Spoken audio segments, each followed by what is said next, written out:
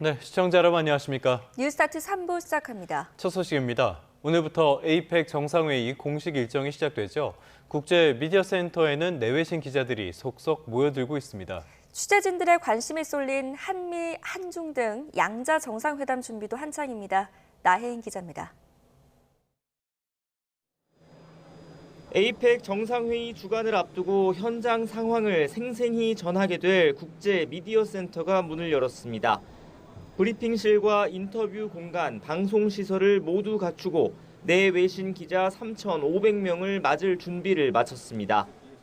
La gente es muy amable, nos reciben muy bien con un kit de prensa en donde viene información sobre lo que es la cumbre y estoy muy contenta de estar aquí. 미디어 센터는 정상회의가 열리는 경주 화백 컨벤션 센터 옆에 신축됐습니다. 430여 명이 동시에 취재할 수 있는 중앙 브리핑 홀입니다. 저희 같은 방송사를 위한 간이 스튜디오도 설치됐고 정상회의 주요 장면은 대형 스크린을 통해 실시간으로 송출될 예정입니다. 에이펙 공식 일정은 최종 고위관리회의로 시작됩니다. 21개 회원국 실무 책임자들이 올해 초부터 논의해온 아태 지역 공동 번영과 혁신 방안을 최종 점검하는 자리입니다. 회의 결과는 장관급 회의체, 외교통상 합동 강요회의를 거쳐 정상회의로 보고되는데 의미 있는 공동선언문을 도출할 수 있느냐가 관건입니다. 정부는 이번 주 잇따라 예정된 양자 정상회담도 철통 보안 속에 준비하고 있습니다. 애초 에이펙 정상회의 만찬장으로 쓸 예정이었던 국립경주박물관 내 신축 행사장 등이 회담 장소로 거론되고 있습니다.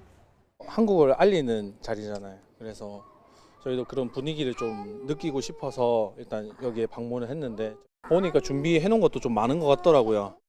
경주박물관은 내일부터 임시 휴관에 들어가는데 에이펙 준비지원단 관계자는 현재로선 다양한 행사가 열릴 거로만 예상된다고 밝혔습니다. YTN 나행입니다.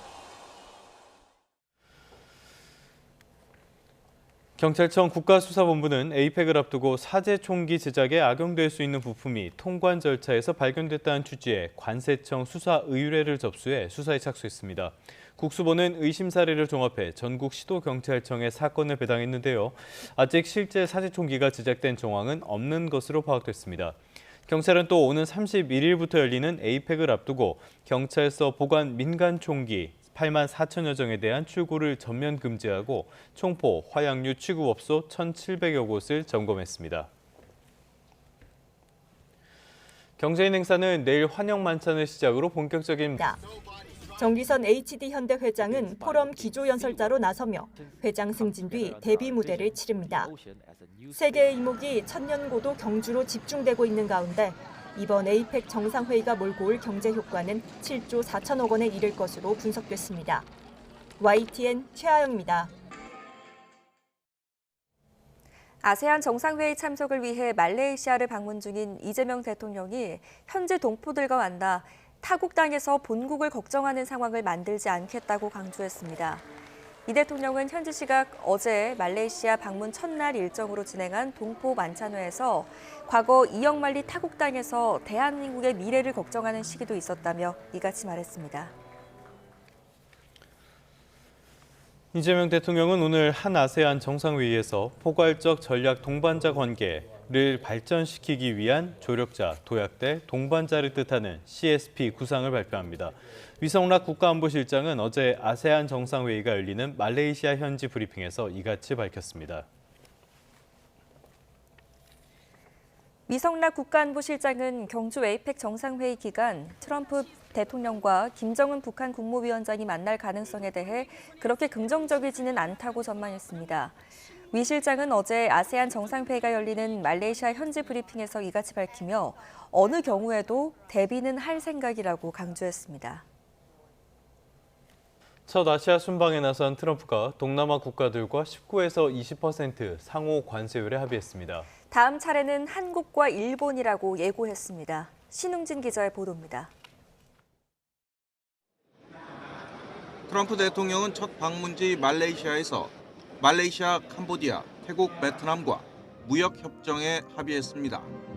말레이시아, 캄보디아, 태국산 제품에 대한 상호 관세율은 19%로 베트남과는 20%를 유지하기로 했습니다.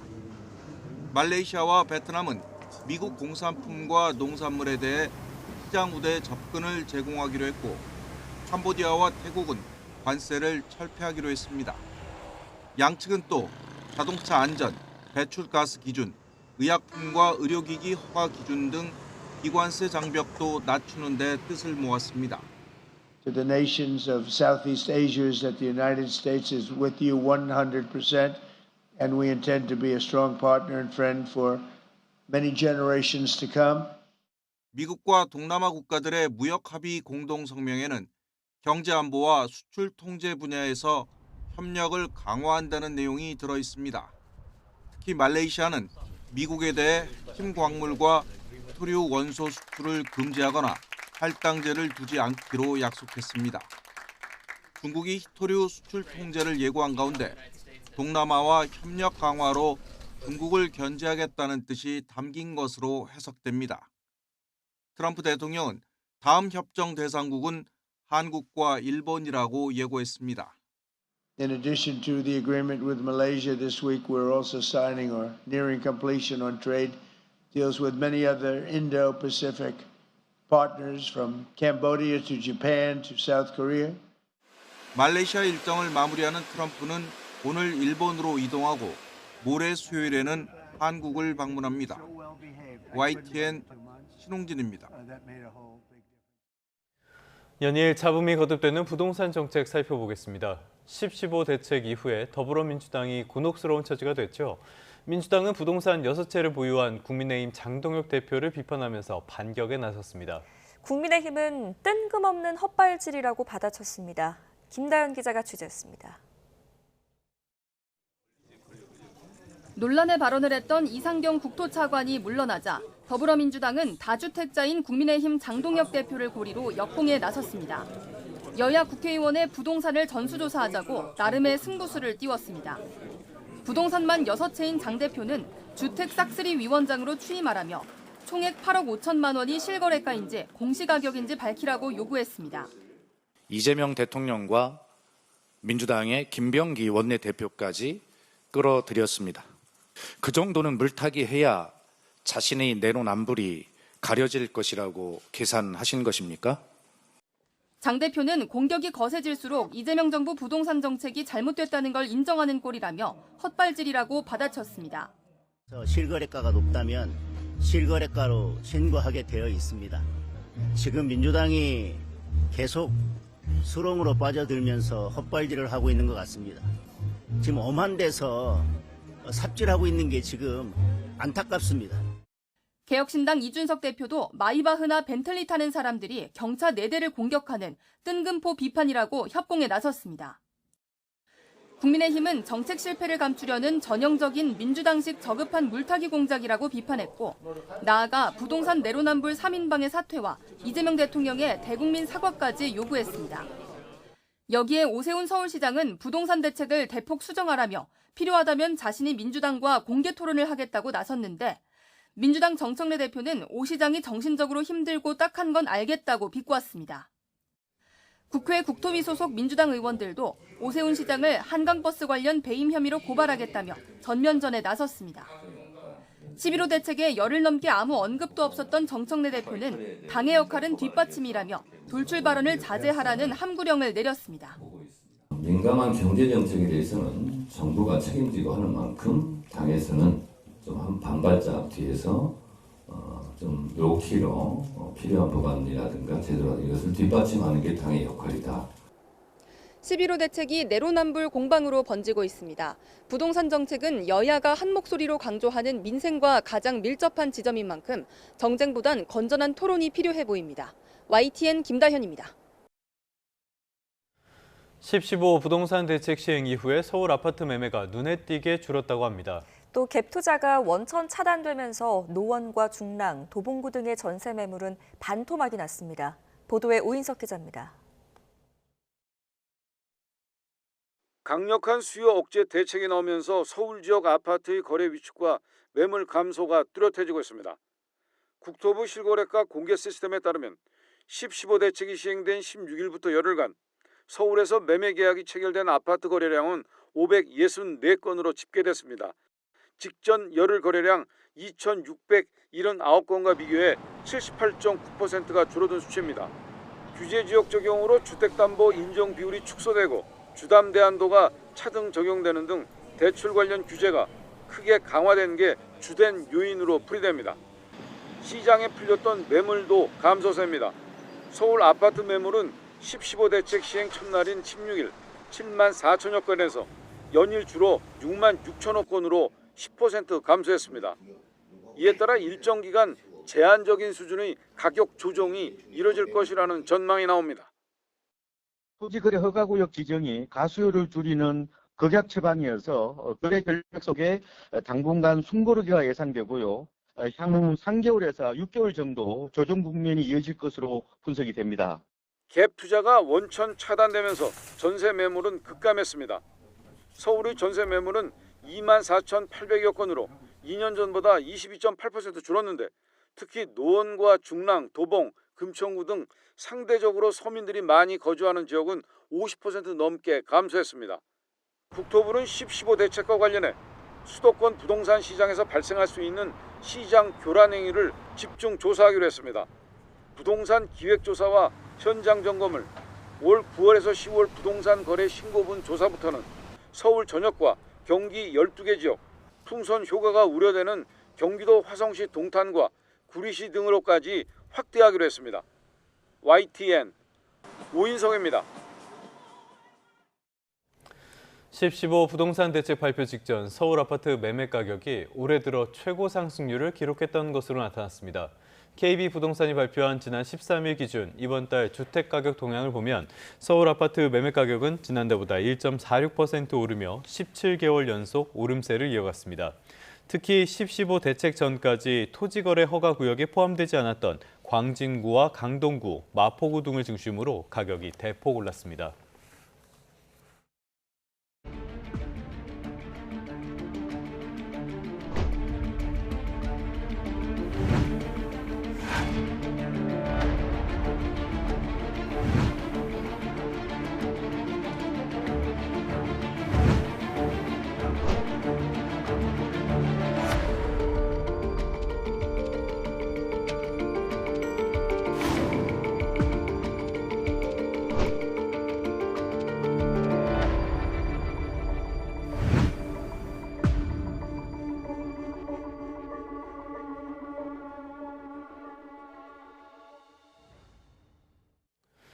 네, 경주 에이펙 일정이 오늘부터 엿새 동안 이어집니다. 한미, 미중 정상회담 같이 중요한 경제 일정들도 많습니다. 국내에선 여전히 부동산이 골칫거리인데요. 정책도 발언도 워낙 오락가락하다 보니 시장의 대혼란이 이어지고 있습니다. 스타트경제 오늘은 서은숙 상명대학교 경제금융학부 교수와 함께하겠습니다. 어서 오십시오. 네, 어서 오십시오, 교수님. 네. 자, 이번 주에 아무래도 관심을 많이 받는 게 에이펙 일정들인 것 같아요. 지금 에이펙 일정, 당장 우리 발등에 떨어진 거는 한미 관세 협상 아니겠습니까? 네, 맞습니다. 네. 전망 어떻게 보십니까?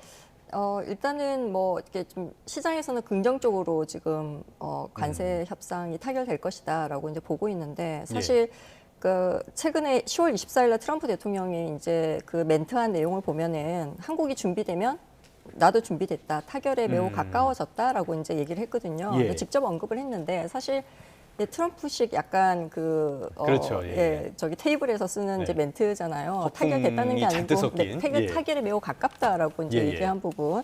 그래서 근데 그럼에도 불구하고 어쨌든 이번 에이펙 정상회담에서 좀 큰 틀의 합의가 나올 가능성은 조금 높다라고 보고 있습니다. 시장에서는. 근데 그래픽에서 좀 보는 것처럼 좀 우리가 이견이 좀 있는 부분이 여전히 남아 있어요. 그래서 현금 투자 비중하고 수익 배분 구조에서 여전히 좀 이견이 남아 있거든요. 특히 이제 미국은 이제 연간 200억 달러 이상의 현금 투자를 요구를 하고 있거든요. 근데 수익 배분도 투자금 회수 전부터 5대5를 지금 계속 주장을 하고 있는 상황이에요. 근데 이거에 대해서 반면 한국은 현금 투자를 최소화하고 투자처 선정에도 좀 관여권을 확보하려고 하는 그런 입장이거든요. 그래서 근데 핵심은 이 패키지에 조선 방산 협력이 얼마나 포함되느냐 하는 이슈인 것 같아요. 그래서 사실 지금 HD 현대가 헌팅턴 잉걸스하고 지금 MOU 체결했잖아요. 네. 이것처럼 한국이 미국 안보 이익에 이제 기여하는 마스카 투자를 늘리면은 이제 자동차 관세율 인상폭을 낮출 수 있는 좀 협상력을 확보하게 될 것이다라고 우리는 기대를 하고 있고요.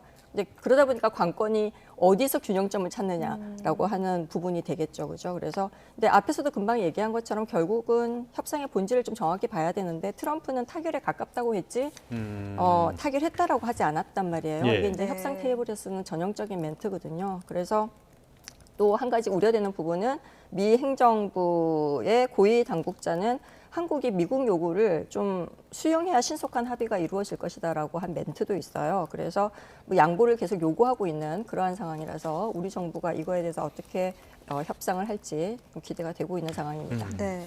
또 이번 에이펙을 계기로 한미 조선 협력 프로젝트 마스가 네. 있잖아요. 여기에도 네. 좀 속도가 붙을까 좀 궁금한데 네. 조선 협력사들 어떤 준비하고 있을까요? 굉장히 공격적으로 움직이고 있는 예. 것으로 보여요. 그래서 아까 조금 전에 본 것처럼 HD 현대 같은 경우가 그 미국 최대 군함 건조업체거든요. 헌팅턴 잉글스라고 하는 데와 MOU 체결을 했고요. 사실 이제 이 HII, 그러니까 우리 흔히 말하는 헌팅턴 잉글스는 항공모함하고 핵 잠수함을 독점 공급하는 기업입니다. 그래서 이 협력이 단순한 그 우리가 흔히 말하는 상성 건조가 아니고 네. 미 해군 전력을 좀 제고시키는 데 기여하는, 직접 기여하는 그러한 전략이다라고 볼 수가 있고요. 그다음에 하나오션도 지금 2024년 12월에 그 필라델피아 조선소를 1억 달러에 일단 인수를 했고 그 이후에 2025년 8월에도 사실 50억 달러 추가 투자하겠다라고 발표를 한 상황이거든요. 그래서 뭐 미 해군 함정 정비 보수에 집중을 하면서 향후 군함 건조까지 참여할 계획을 지금 세우고 있고요. 삼성중공업도 미국 군함 정비 전문 회사인 비건마린 그룹하고 파트너십을 맺으면서 MRO, 우리가 유지 보수 운영이라고 얘기를 하죠. 네. 이거를 집중적으로 해서 시장 진출을 좀 노리고 있는 상황입니다. 네.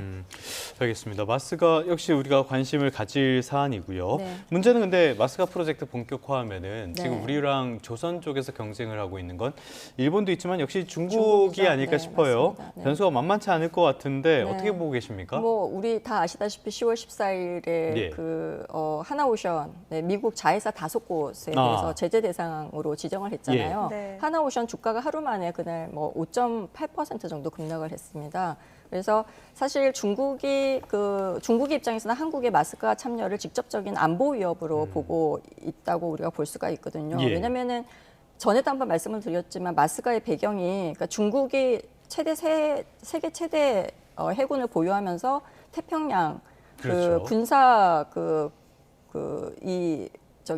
균형이 급격히 이제 변화하고 있는데 정작 미국의 조선 능력은 글로벌 시장 점유율에서 굉장히 낮거든요. 뭐 한 1% 미만이란 말이에요. 이제 그래서 전시 시의 군수물자 수송이라든가 함정 수리 능력에 좀 치명적 공백이 생기는 것 때문에 이 마스카 전략이 시작됐기 때문에 사실 안보 위협으로 직접적으로 보고 있습니다. 네. 그리고 뭐 그러다 보니까 이제 이번 에펙에서 뭐 미중 정상회담 하고 그다음에 11월 1일 날 우리가 그 한중 정상회담이 연달아 열리잖아요. 네, 미국과의 조선 협력을 좀 강화하면서도 중국의 경제 보복을 좀 최소화하는 외교적 균형이 좀 필요한 그런 상황이다라고 볼 수가 있겠습니다.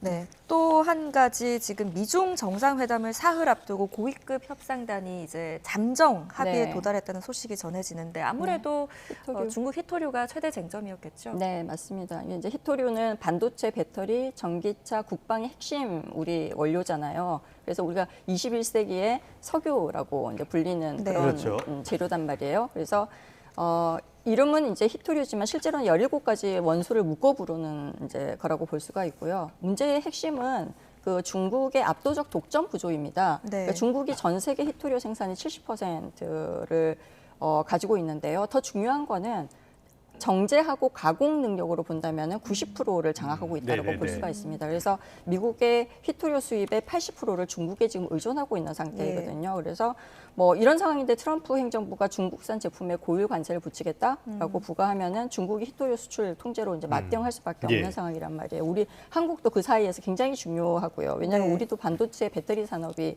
휘토류에 전적으로 의존하고 있기 때문에 미중 갈등이 굉장히 심화되는 상황이 되면 한국도 공급망 타격을 받을 수밖에 없는 상황이거든요. 근데 이제 이 휘토류가 관세 협상의 핵심인 이유는 뭐 중국 입장에서는 어떻게든 그 휘토류를 안 주겠다 관세를 올리면라고 최후의 카드를 이제 쥐고 있는 상황이잖아요. 이제 이번에 에이펙을 앞두고 뭐 미중 고위급 협상단이 잠정 합의에 도달했다는 것은 양국이 이제 전면 무역 전쟁보다는 좀 선택적 협력을 하겠다라고 하는 의지로 좀 우리가 해석을 할 수가 있을 것 같습니다. 네. 알겠습니다. 확실히 미중 정상회담 이쪽에 조금 더 전 세계에 관심이 쏠리지 않을까. 당장 뭐 휘토류 같은 문제 말씀해 주셨지만은 우리한테도 발등에 떨어지는 불이니까요. 자, 이런 소식들이 전해지면은 오늘 우리 시장에는 어떤 긍정적인 재료가 되지 않을까라는 생각도 드는데요. 지금 코스피가 사상 처음으로 4,000선을 눈앞에 두고 있잖아요. 지금 보면은 거래 대금도 많이 늘었는데 걱정이 되는 게 원달러 환율이란 말이죠. 환율이 맞습니다. 너무 많이 올랐습니다. 이게 약간 다르게 움직인다고도 볼 수가 있겠는데 왜 이런 상황이 벌어지는 겁니까? 이제 뭐 사실 이제 좀 따로 시장이 놀고 있다라고 우리가 금융시장에서는 표현을 지금 하고 있는데요. 코스피가 일단 사상 최고치를 달성하고 있는 이유하고 그다음에 그 원화 약세가 되고 있는 이유가 조금 다릅니다, 사실. 그래서 이제 이런 문제가 좀 발생을 하고 있는데요. 이게 일단은 사상 최고치를 코스피가 달성하고 있는 이제 이유가 우리가 크게 세 가지로 얘기를 하는데 첫 번째가 외국인이 매수를 재개했다는 겁니다. 사실 10월 들어서는 외국인이 순매도가 굉장히 높았거든요. 약 4조 4,380억 원을 순매도를 했는데 최근에 다시 매수세로 돌아섰어요. 이유가 이제 에이펙 관세 협상 체결에 대한 희망을 좀 보고 있는 거죠. 그다음에 이제 둘째가 이제 삼성전자, SK 하이닉스 실적 기대감 때문에 지금 강세를 지금 보이고 있는데요. 문제는 뭐냐면은 이제 일단 첫 번째 코스피가 좋은 거는 글로벌 유동성이 굉장히 높다. 그러니까 돈이 우리나라로 많이 들어오고 있다. 특히 이제 지난달에 미국이 금리를 인하하면서 풀린 유동성이 신흥시장국으로 가는데 신흥시장국 중에서도 우리나라로 많이 들어오고 있다라고 이제 좀 해석을 하면 될 것 같고요. 근데 원화가 약세인 이유는 사실 어떻게 보면 외환 시장의 좀 구조적인 문제 때문에 그렇습니다. 그래서 이제 가장 큰 원인이 한미 금리 역전 때문이에요. 이게 보면은 그래서 미국 기준금리가 4.5% 수준인데 지금 우리는 2.5%잖아요. 그렇게 되면은 2%포인트 정도 차이가 난단 말이에요. 그래서 외국 투자자들이 지금처럼 우리나라에 들어와서 주식을 사도 수익을 본국으로 가져갈 때 환차손이 발생할 수밖에 없는 구조가 되거든요. 그래서 단기 차익을 일단 실현하고 자금을 빼는 상황이 발생을 합니다. 그래서 단기 차익을 실현할 때 우리가 보면은 그 대부분 이제 원화를 달러로 바꿔가기 때문에 원화는 약세가 되고 달러는 수요가 굉장히 커지는 상황이 발생을 하는 거죠, 그죠? 그래서 이 문제가 굉장히 큰 이슈고요. 그 다음에 뭐 우리 볼 때 환율이 1,440원대잖아요. 이게 사실 경제 체력이 좀 불안해서 그런 건가라고 하는 이제 그 신호인가라고 우리가 이제 의문을 많이 가지고 있단 말이에요. 그래서 사실 단기적으로 우리가 이렇게 생각을 할 필요는 없고요. 왜냐하면은 9월 말에 이제 구조적으로 보면 외환 보유액이 4,220억 달러로 좀 충분하고 정상 수지도 사실 지금 흑자를 지속하고 있는 상태란 말이에요. 무역 수지는 적자라 하더라도.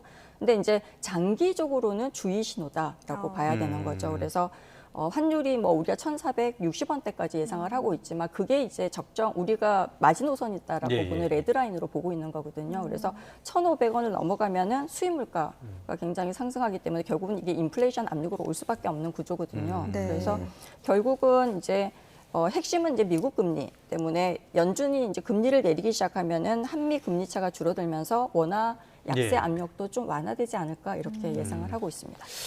알겠습니다. 미국의 금리 정책, 통화 정책도 중요하게 작용할 것 같은데요. 이번 주에 연준의 금리 결정하는 그 자리가 있지 않습니까? 네, 맞습니다. 어떻게 전망하고 계십니까? 이번에 이제 시장은 0.25%포인트 인하할 거라고 세이미의 우리 패드워치 보면은 98.3%로 3%의 확률로 뭐 25bp 정도 인하하지 않을까라고 예상을 하고 있는데요. 근데 사실 뭐 근거 자체는 그 실업률이 계속 떨어지고 있고 신규 채용이 예상치를 하회하고 있고 그다음에 소비자 물가가 다시 3%로 올라섰지만 기대했던 것보다는 낮다라고 하는 거거든요. 네네네. 근데 연준의 기본 방향은 점진적 완화입니다. 이 말은 뭐냐면은 9월에 이미 0.25%포인트를 인하했기 때문에 이번에는 속도 조절이 필요하다는 의미이기도 하거든요. 그래서 또 파월 의장의 경우에도 계속 경제가 견조하다라는 멘트를 지금 얘기를 하고 있어요. 그래서 급격한 금리 인하 필요성이 없다라는 발언이 있었거든요. 그래서 저는 이번에 좀 동결할 가능성도 있다라고 보고 있습니다. 왜냐하면 사실 그 미국의 CPI가 전년 대비 지금 3.0%로 올라섰거든요. 네네네. 이게 연준 목표치가 2%란 말이에요. 대단히 높은 수준이죠. 네, 여전히. 그래서 이걸 웃들고 있고 그다음에 사실 8월에 그 실업률은 4.3%라고 돼 있는데 지금 이제 그것보다는 조금 견조한 상태다라고 봤을 때 파월 의장의 고민은 이제 이거거든요. 너무 빨리 금리를 내리면 인플레이션이 재점화될 수 있고 그리고 또 금리를 내리지 않으면은 늦게 내리면 경기 침체 위험이 있단 말이에요. 근데 이제 뭐 계속 이 부분에 대해서는 본인들이 점진적으로 완화하겠다라는 멘트를 하고 있기 때문에 시장은 25bp 정도 내릴 거라고 예상을 하고 있지만 파월 의장의 멘트를 보면은 좀 동결될 가능성도 없지 않다. 저는 좀 높다라고 생각을 하고 있습니다. 네, 동결이냐 인하냐 여러 전망이 나오는 가운데 어떻게 결정이 내려질지는 좀 지켜보도록 하겠습니다. 마지막 주제로 넘어가서요. 지금 15 부동산 대책을 둘러싼 번복 그리고 오류들이 지금 굉장히 많이 나오면서 시장 혼선이 빚어지고 있습니다. 시장 혼선 얼마나 심각하다고 지금 보고 계세요? 일단은 시장 혼선이 굉장히 심각한 상황으로 나타났죠. 왜냐하면은 일단 뭐 거의 9일 만에 발표한 정책을 번복을 했잖아요. 사실 이거는 정책에 대한 심각한 신뢰 훼손이라고 볼 수가 있거든요. 이렇게 되면 시장이 정부가 내놓는 정책을 믿지 않는 그러한 상황이 향후 발생할 가능성이 큰 거고요. 그 번복 말씀하신 거는 대환대출 LTV 말씀하신 거죠? 대환대출 그 40%로 제한하면서 뭐 서민들 고금리에 묶여서 죽는다는 아우성들이 굉장히 많았잖아요. 그래서 뭐 이 부분이 그리고 이것 때문에 사실 전세 시장 충격도 굉장히 컸고요. 뭐 이거가 지금 9일 만에 그 번복했는데. 적용 시점도 혼선이었고요. 사실 명확하지 않았고요. 지역별 규제 기준도 명확하지 않았고요. 그다음에 발표 직후에 국토부 홈페이지에도 오류가 속출했습니다. 그래서 근데 이제 이게 뭐 심각하다라고 얘기를 하는 거는 사실은 수요 억제를 하려고 정책을 내놨는데 시장의 반응을 보면 우리가 알 수 있거든요. 시장의 반응이 즉각적으로 보면은 우리가 흔히 집값을 잡아야 된다고 하는 지역 대부분이 굉장히 급격하게 상승했어요. 그리고 전세 매물도 굉장히 급격하게 줄어들었고요. 그래서 시장의 반응을 보면은 굉장히 시장 혼란이 가중됐다라고 우리가 해석을 할 수가 있겠죠. 말씀하신 것처럼 대환대출 LTV는 번복하고 비주택 LTV는 잘못 설명하고 보유세나 제초하는 말하는 사람마다 다 다른 이야기를 하고 있고 시장의 혼란을 정부와 여당이 키우고 있다라고밖에 볼 수가 없는 상황인데 여기에 더해서 더 걱정이 되는 게 이상경 차관 논란 끝에 사퇴를 했고요. 지금 LH 사장은 사실상 대기 발령 상태라고 합니다. 이런 상황에서 97 공급 대책 이거 제대로 할 수 있겠습니까? 네, 이제 사실 굉장히 불확실하죠. 이제 모든 국민들이 아마 이게 제대로 될까라고 하는 생각을 하고 있을 것 같아요. 그래서 일단은 부동산 정책 컨트롤 타워가 사실 국토부 제1차관이라고 볼 수가 있는데 이제 여기 컨트롤 타워가 사실은 사라졌다라고 볼 수가 있는 거고요.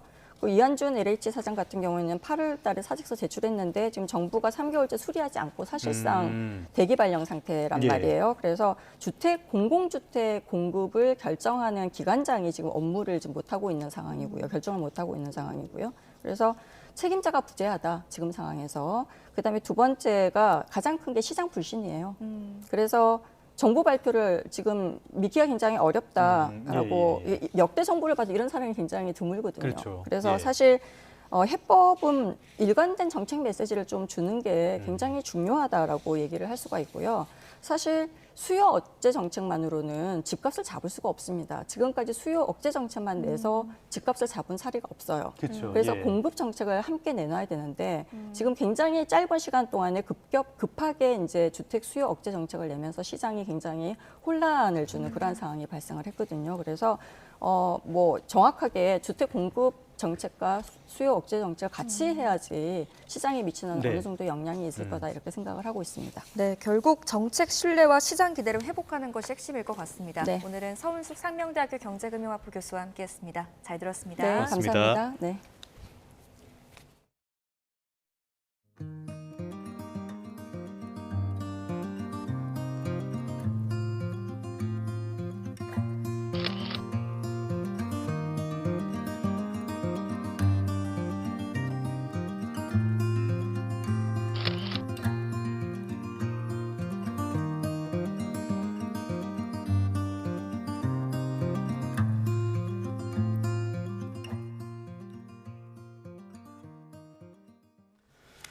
네, 다음 소식입니다. 요즘 특검에서 종종 잡음이 터져나오고 있습니다. 이번엔 도이치모터스 주가 조작 사건을 맡았던 한문혁 부장검사가 이종호 전 블랙펄 인베스트먼트 대표와 술자리를 한 사실이 드러났는데요. 특검 파견이 해제됐습니다. 한 검사는 이 전 대표를 지인의 소개로 한 번 만났고 이후에는 개인적으로 연락하지 않았다고 해명했는데 대검은 곧바로 감찰에 착수했습니다. 김영수 기자입니다. 한문혁 부장검사는 도이치모터스 주가 조작 사건의 서울중앙지검 초기 수사와 서울고검의 재기 수사까지 관여했습니다. 김건희 특검팀에도 파견돼 팀장으로 관련 수사를 이끌었습니다. 그런데 한 부장검사가 지난 2021년 7월 사건의 핵심 인물이자 김건희 씨 측근으로 꼽히는 이종호 전 블랙펄 인베스트먼트 대표와 술자리를 가졌던 걸로 드러났습니다. 특검은 최근 당시 술자리에서 찍은 사진을 입수했고 한 부장검사가 수사를 계속하기 어렵다고 판단해 파견을 해제했습니다. 이에 대해 한 부장검사는 입장문을 내고 논란을 일으켜 송구하다면서 지인 요청으로 저녁 자리부터 합석해 술자리로 이어졌다고 설명했습니다. 다만 이종호 전 대표가 구체적인 소개를 하지 않아서 도이치모터스 관련자라는 사실을 알지 못했고 그날 이후 개인적으로 만나거나 연락한 적도 없다고 해명했습니다. 대검찰청은 곧바로 감찰에 착수했습니다. 대검은 또 사실관계 확인이 필요하다면서도 현재 보직인 서울중앙지검 반부패 3부장으로 복귀하는 건 적절하지 않다고 판단해 수원고검 직무대리로 발령했습니다. 이런 가운데 김건희 특검 신임 특검보에는 박노수, 김경호 변호사가 임명됐습니다. 모두 판사 출신인데 재판이 진행되는 사건이 많아진 만큼 성공적인 공소 유지에 무게를 둔 인선이라는 평가가 나옵니다. YTN 김영수입니다. 김건희 씨에게 고가의 금품을 건넨 혐의를 받는 통일교 한학자 총재에 대한 재판이 오늘부터 시작됩니다. 서울중앙지방법원은 오늘 오전 10시 10분 정치자금법 위반 등의 혐의로 기소된 한학자 총재에 대한 첫 공판 준비 기일을 엽니다. 한 총재는 지난 2022년 7월 두 차례에 걸쳐 김건희 씨에게 명품 가방과 목걸이 등 금품을 건네며 통일교 현안을 청탁한 혐의로 재판에 넘겨졌습니다. 국민의힘 권성동 의원에게 불법 정치자금 1억 원을 전달하고 국민의힘 의원들에게 1억 4,400만 원을 쪼개기 후원한 혐의도 적용됐습니다. 특검이 재판부 요청에 따라 내란 우두머리 방조 혐의로 기소된 한덕수 전 총리를 내란 중요 임무 종사 혐의로도 판단해달라고 요청했습니다. 내란 특검은 서울중앙지법 한덕수 전 총리 사건 재판부에 내란 중요 임무 종사 혐의를 선택적 병합해달라는 취지의 공소장 변경 허가 신청서를 냈습니다. 형사사건에서 선택적 병합은 주된 공소사실이 인정되지 않을 경우 예비적 공소사실을 추가하는 것을 의미합니다. 서울 영등포 경찰서는 오늘 낮 1시 이준숙 전 방송통신위원장을 소환해 공직선거법, 국가공무원법 위반 혐의에 대한 3차 조사를 진행합니다. 이 전 위원장 변호인은 앞서 YTN에 이 전 위원장이 오늘 출석하면서 간단한 입장을 밝힐 것이라며 이번 조사에서 경찰이 조사할 사항은 없다고 생각하고 조사를 마치면 직권남용 혐의로 경찰 고발을 검토할 예정이라고 전했습니다. 이 전 위원장은 지난해 보수 성향의 유튜브에 출연해 정치적인 발언을 하고 올해 대선과 보궐선거를 앞두고는 SNS 등에서 민주당 후보를 떨어뜨릴 목적의 발언을 한 혐의를 받고 있습니다. 최근 몇 년 사이에 캄보디아에서 한국인 납치 감금 신고나 긴급 여권 발행 같은 위기 신호가 급증했던 것으로 파악됐습니다. 하지만 이런 위험 전조 증상을 제때 포착하지 못해서 피해를 키운 게 아니냐는 지적이 나오고 있습니다. 윤태인 기자가 취재했습니다.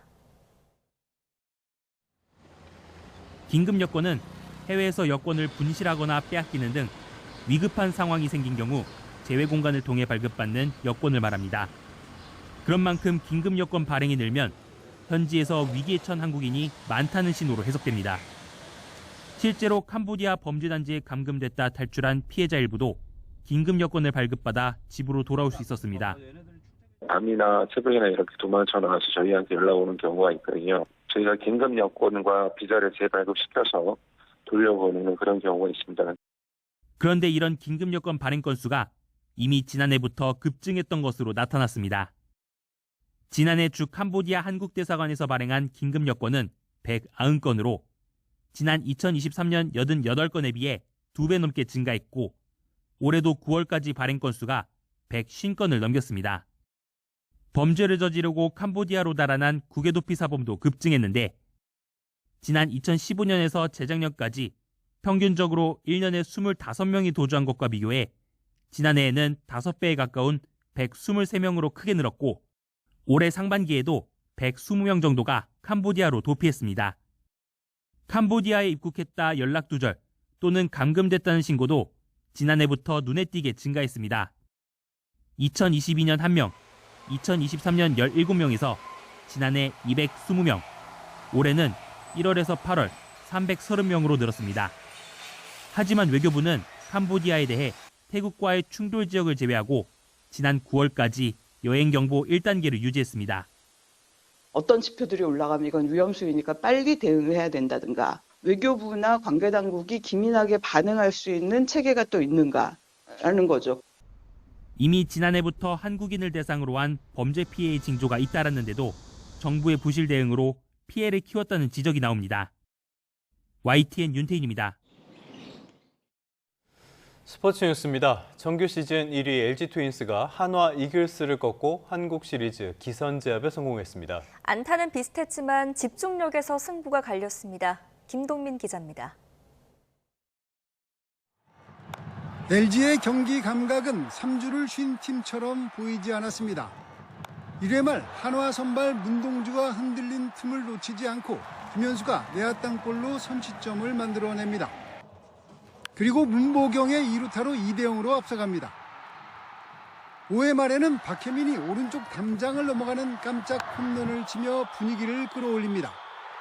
이번 한국 시리즈에서 나온 1호 홈런입니다. 6회 초 한화는 불꽃 타선을 선보이며 2점을 따라갔습니다. 플레이오프 때 집중력이 좋았던 한화의 상위 타선이 다시 재현된 장면입니다. 그러나 승부는 6회 말에 갈렸습니다. 1사 만루에서 터진 신민재의 2타점 적시타를 기점으로 LG는 무려 넉 점을 뽑아내며 승기를 잡았습니다. 고비 때마다 발휘된 LG의 응집력은 정규 시즌 1위다운 면모를 보여주기에 충분했습니다.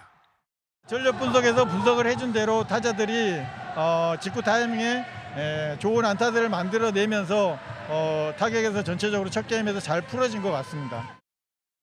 한화는 1회와 2회 주자가 스코어링 포지션까지 갔지만 후속타 불발로 득점하지 못한 것이 아쉬웠습니다.